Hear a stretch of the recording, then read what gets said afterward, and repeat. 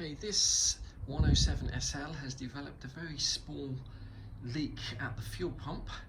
We're going to have a go at fixing that today, and before we do, the very first thing we're going to do is disconnect the battery on this car. So let's do that first and get the car up on a ramp to make our life a little bit easier.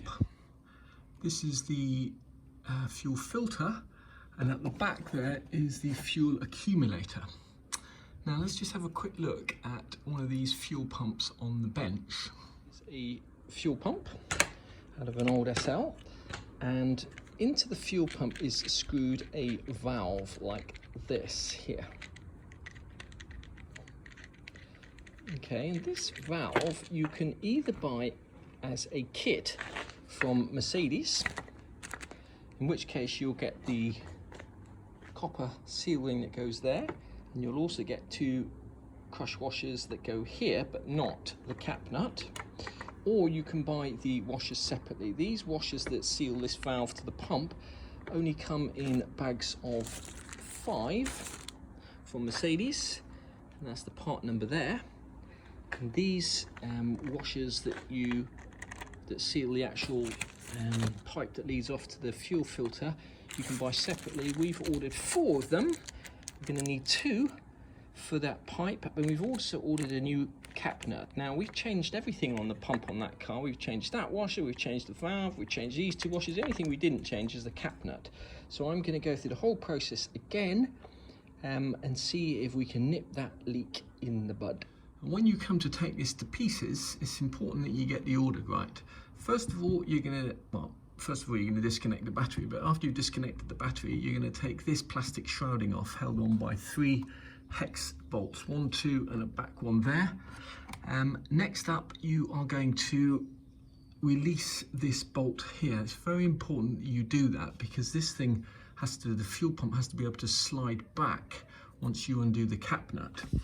Now, the next thing you're going to do is you're going to take off these these rubber caps here, and undo the 2 bolts in there, the 2 nuts in there, 7mm and an 8mm on this car. They might be the same on yours. When you come to undo this cap nut, you've got to be careful that when you undo it, you don't inadvertently undo the whole check valve.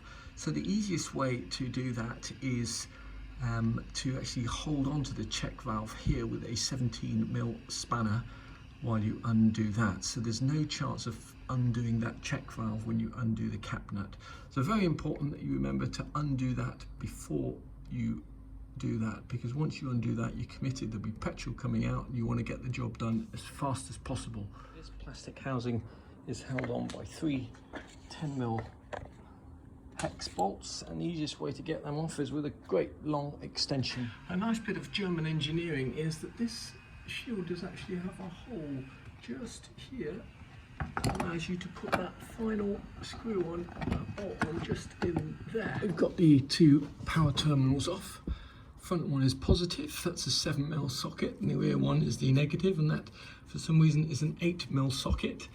I'm just going to mark which one is the positive terminal, just so when I put it back on, we get it on the right way round. That's the positive terminal with a little bit of tissue in. Now that we've got those out of the way, we can set about undoing this and prepare to be covered in petrol for the 3rd time with this car. Right. So we're going to have to hold that with a 17mm and undo this with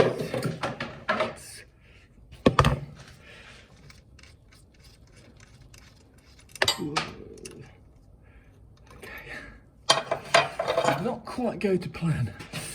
That dripping petrol there is just the petrol from the accumulator, and that would, from the fuel filter, and that will eventually stop dripping.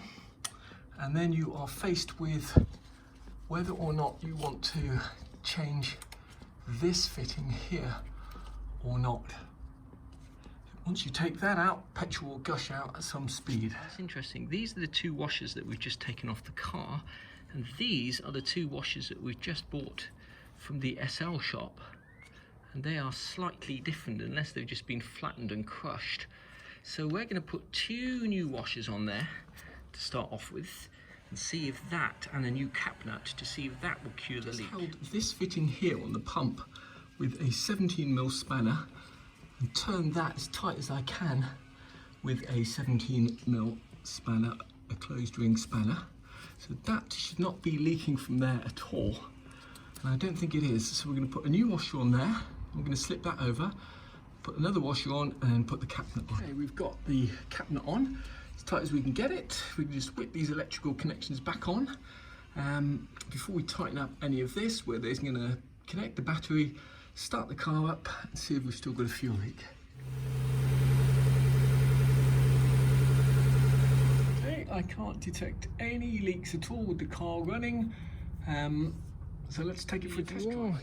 Getting involved with the fuel pumps to change everything, including the cap nut, and we paid £4.95 for that cap nut, and the part number 12399000053. The copper washers, quite universal to many things. Here we go, we've got engine copper sump washers. We bought 4 of them just in case we had to do the job again. You'll need at least 2 of them. For 4 of them we paid £3.80, and the part number there is 007 603 301 2110.